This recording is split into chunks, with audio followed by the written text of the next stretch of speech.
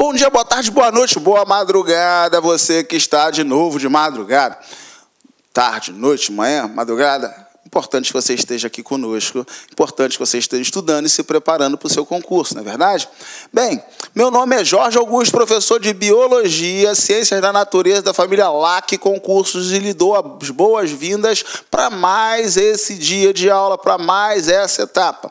Hoje nós temos um assunto muito agradável para a maior parte das pessoas que trabalham com a biologia, né? Hoje nós estaremos diretamente falando sobre vertebrados, diretamente sobre as questões do Brasil que abordam vertebrados. Então, nós vamos dar uma olhada em várias bancas, em vários pensamentos realizados através desse tipo de conteúdo, né? Vamos lá? Vamos começar? Vamos falar de vertebrado? Vamos, né? Então, né, eu apresento aqui a aula como cordados, tá? A gente vai ter um segundo nível de cordados, então por isso que a gente coloca cordados 1.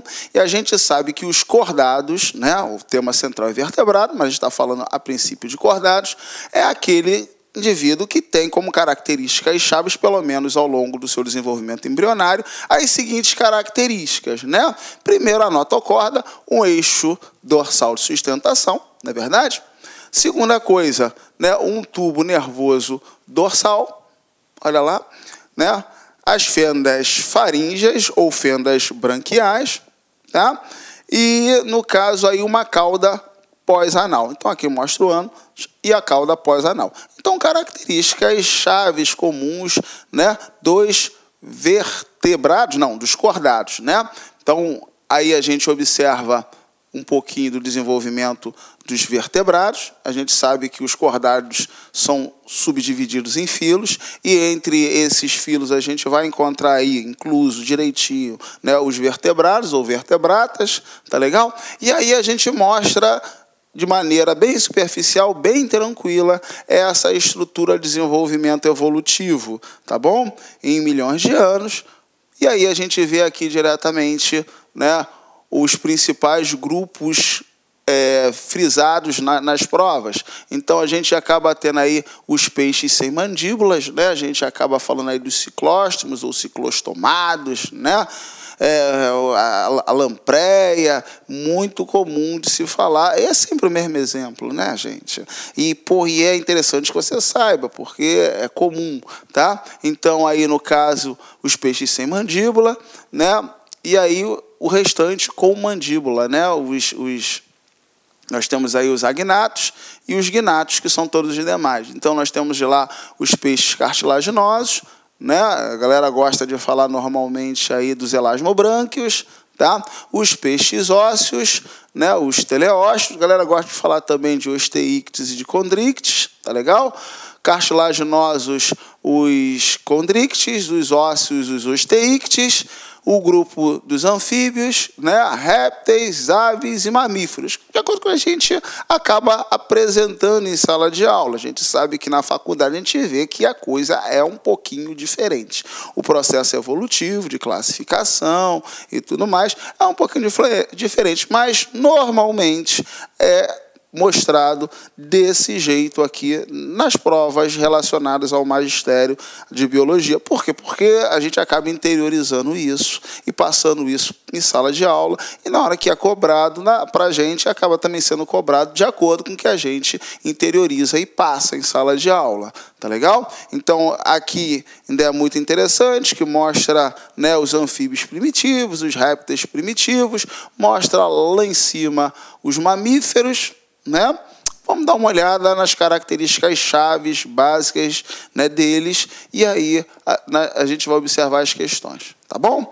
Mas antes a gente vai dar uma olhada num termo que cai bastante em prova, que é aquela relação entre metabolismo e variação de temperatura e tudo mais, aqueles termos de endotérmico ou exotérmico, né, pecilotérmico.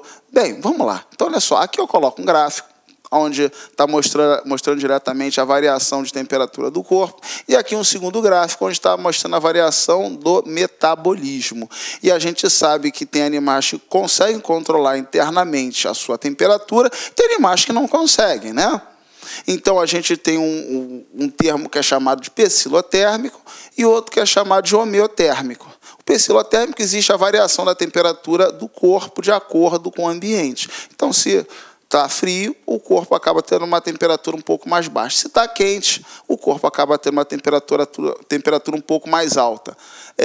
A gente chama esses animais de animais de sangue frio, porque nossa temperatura é estável, normalmente por volta, né, dos 36 graus, e quando a gente toca nesse animal, a temperatura dele normalmente é a temperatura do ambiente, que é normalmente mais baixa que a nossa. Então, a gente dá a impressão que ele está gelado. Então, são animais de sangue frio. São chamados pecilotérmicos, tá legal? Aqui eu coloco o nome ectotérmico, não tem problema, tá? Pô, a gente inclui aí as classes, né, dos peixes, anfíbios e répteis. E a temperatura vai variar de acordo com a temperatura do ambiente. Então, numa temperatura alta, a temperatura corporal também aumenta. Então, é diretamente proporcional à sua temperatura, à temperatura do ambiente. Então, mostra esse gráfico, e quanto mais alta a temperatura do ambiente, mais alto também a temperatura corporal do animal, tá bom? Aqui nós temos os indivíduos homeotérmicos, ou como o gráfico mostra aqui, endotérmicos, tá legal? Dá como exemplo o ratinho, em que a temperatura ela é estável, independente da temperatura do ambiente. Lembra disso, né? Muito tranquilo, é só para entrar numa questão. E aqui você está vendo a variação do metabolismo.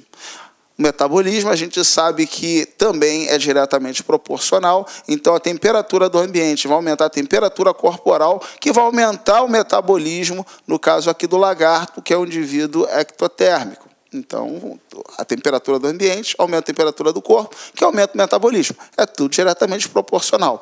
Agora, aqui, no caso do indivíduo homeotérmico ou endotérmico, a gente vê que existe uma temperatura ideal e, se eu for além dessa temperatura ideal, eu aumento o metabolismo. Se eu for abaixo dessa temperatura ideal, eu também aumento o metabolismo. Tá legal? É o que ocorre lá relacionado à variação do metabolismo, né, em relação à temperatura do ambiente. Bem, tranquilo, calmo, isso aí a gente, né, costuma ver bastante com os alunos em taxa de aula, em sala de aula, e aí a gente vai para a questãozinha aí da BioRio, né, de São João da Barra, município de São João da Barra, do ano de 2015. A questão fala assim: o gráfico a seguir representa duas curvas que indicam a correlação entre a temperatura corporal de animais vertebrados, A e B, e a temperatura do ambiente local onde vive. Então, você observa, né, o animal A. O animal A, ele é uma linha, né, que não é tracejada, contínua, mostra assim, A. E o B é uma linha tracejada, B. Então, se observe que no A fica muito claro para saber que é um animal o quê? Pecilotérmico, né? Por quê? Porque a temperatura do ambiente está fazendo que a temperatura corporal esteja diretamente relacionada, diretamente proporcional. O que não acontece na B, né? Na B já não está acontecendo isso. Então, eu posso diretamente falar que isso aqui, no A, né, é um indivíduo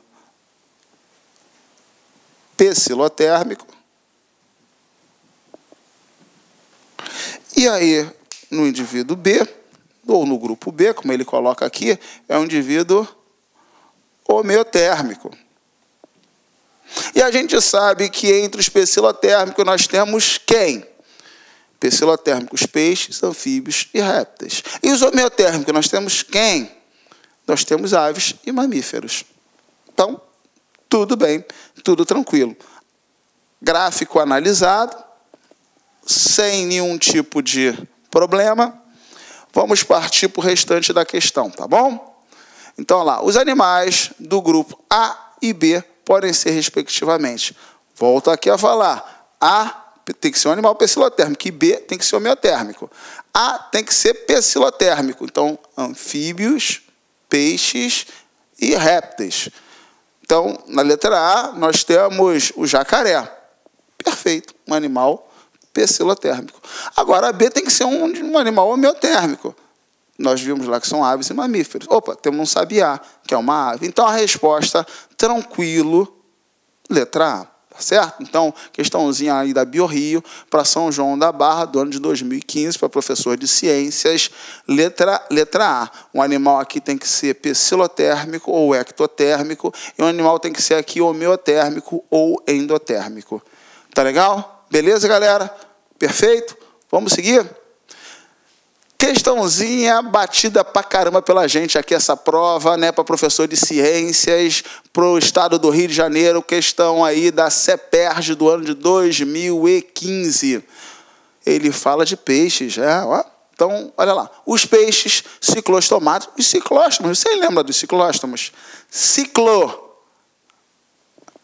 redondo, estoma, boca, então animal com boca arredondada. Olha só, isso aqui é um ciclóstomo. Que animal bonito, né? Olha só, especializado aqui no parasitismo, então ele cola, ele gruda diretamente nos peixes, ou então em mamíferos aquáticos aí, e começa a degradar aí, né, a pele do animal, retirando o sangue e se alimentando. Um ciclóstomo, tá?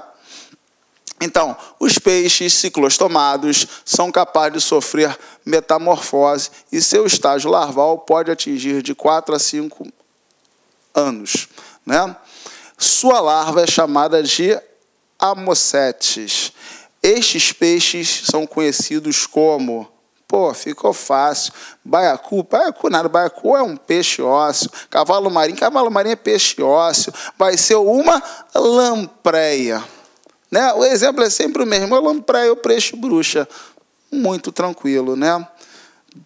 Beleza, a gente mata com facilidade. Barracuda é peixe ósseo e tubarão é peixe cartilaginoso. Agora, ciclóstomo, lampreia ou peixe bruxa. Então, a resposta realmente é letra C, tá? Sem problema, sem caos, CEPERJ, ano de 2015, para professor de ciências. Olha lá, que animal sensacional. Bem, ainda na mesma prova, para professor de ciências, ele acaba explorando, né, os anfíbios. Vamos dar uma olhada para ver o que ele deseja dos anfíbios. Tá? Os anfíbios, esses animais, né, foram os primeiros vertebrados a ocupar o ambiente terrestre, apesar de ainda apresentarem alguma dependência da água, sobretudo no que diz respeito à reprodução. Então, olha só, a gente, quando fala de independência da água, a gente proporciona análise com alguns fatores. Então, para o indivíduo ter independência da água, primeiro ele tem que ser capaz de se deslocar, né, fora d'água. Então, ele tem que ter as nadadeiras, né, substituídas por membros. Então, existe aí essa característica dos anfíbios, né? Ainda mais quando se fala aí dos anuros. Né? Quem são os anuros? Anaunuros cauda. É os casos do sapo, da rã, da perereca. Tá legal? Então, os anuros acabam tendo capacidade de se deslocar na terra. Mas existe a dependência. Primeiro, a dependência está diretamente ligada aí à respiração, né? Eles não podem se expor tanto ao sol, ficar num ambiente seco, porque a respiração deles, no segundo estágio, que são animais que têm 2 estágios, primeiro estágio de girino aquático, no segundo estágio vai passar por uma metamorfose, né? E aí, na metamorfose, vai existir a formação de pulmões. Só que esses pulmões são saculiformes, pulmões em forma de saco, pulmões ruins. A superfície de troca de gases é pequena. Então, tem uma respiração complementar, que é a respiração pela pele, que é a respiração cutânea. Bem, gente, existe uma dependência, então, relacionada aí ao processo de respiração no primeiro estágio, o processo também de respiração no segundo estágio, por causa da respiração cutânea. E um detalhe, a fecundação nesse grupo é uma fecundação externa. É a mesma coisa que falar que a fecundação é dentro d'água. Tá ok? Então, nós temos aí, né, uma dependência enquanto a reprodução, porque a fecundação é externa. E é justamente isso que ele está explorando aqui. Aqui, seus representantes mais comuns são os sapos, as rãs e as pererecas, que podem ser identificados como sapo, rã e perereca, são indivíduos anuros. Olha lá, os sapos apresentam pernas conventosas e as rãs apresentam pele mais grossa. Bem, você quando consegue diferenciar sapo, rã e perereca? Olha só, quando eu falo de sapo, rã e perereca, tá? Sapo, né? Aqui rã e aqui a perereca. Tá legal? Olá, meus amigos, minhas amigas, sou o professor Luiz Antônio Carvalho e com muito prazer, muita satisfação, estou aqui para fazer um convite muito especial para vocês conhecerem o nosso projeto, o nosso curso da Isolada com foco na SEDUC para o cargo de Biologia. Vem comigo! Clique lá.